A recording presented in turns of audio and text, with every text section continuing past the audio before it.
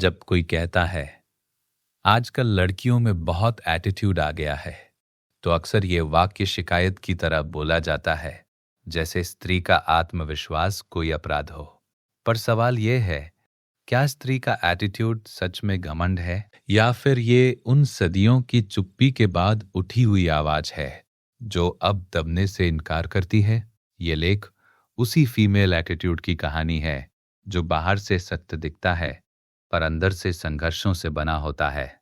स्त्री जब सीधी बात करती है तो उसे बदतमीज कहा जाता है।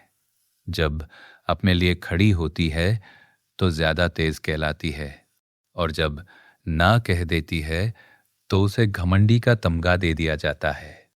पर कोई यह नहीं पूछता कि उस ना के पीछे कितनी बार उसने हाँ कहकर खुद को तोड़ा था।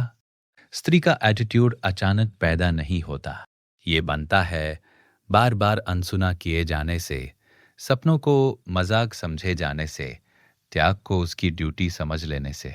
यह एटीट्यूड दरअसल अनुभवों की परतों से जन्म लेता है।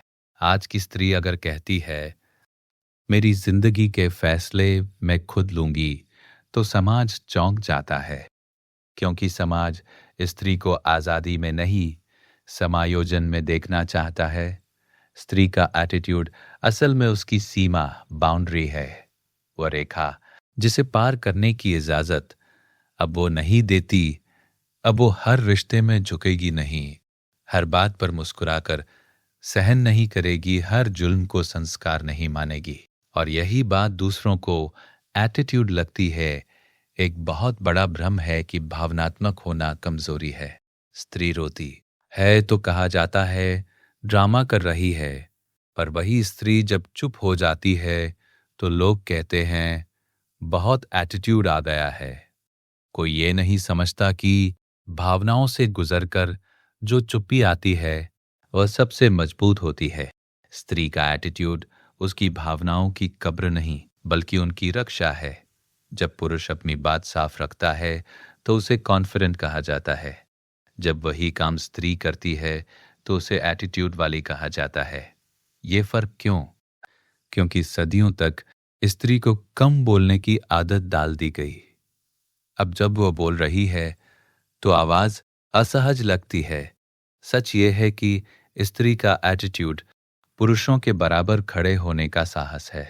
ऑफिस में अगर कोई स्त्री अपना काम समय पर पूरा करे, सीधी बात करे और जरूरत से ज्यादा मुस्कुराए नहीं, तो लोग फुसफुसाते हैं, बहुत एटीट्यूड है।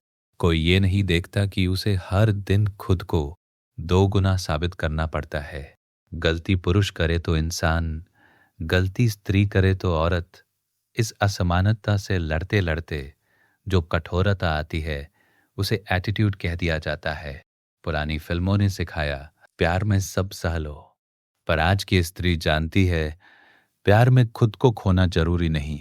अगर वो कहती है मुझे सम्मान चाहिए, मुझे स्पेस चाहिए, मुझे कंट्रोल नहीं, कंपेनियनशिप चाहिए, तो ये एटीट्यूड नहीं, सेल्फ रिस्पेक्ट है।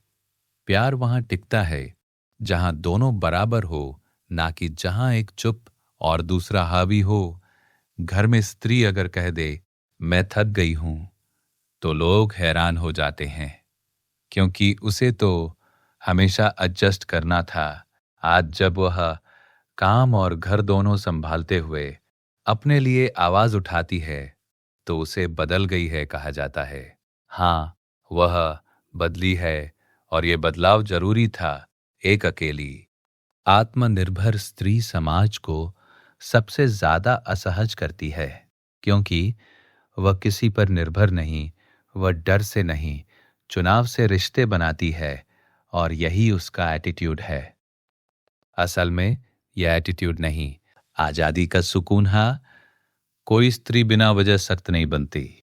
हर एटीट्यूड के पीछे होता है कोई टूटा भरोसा, कोई दबा हुआ सपना, कोई सहा हुआ अपमान।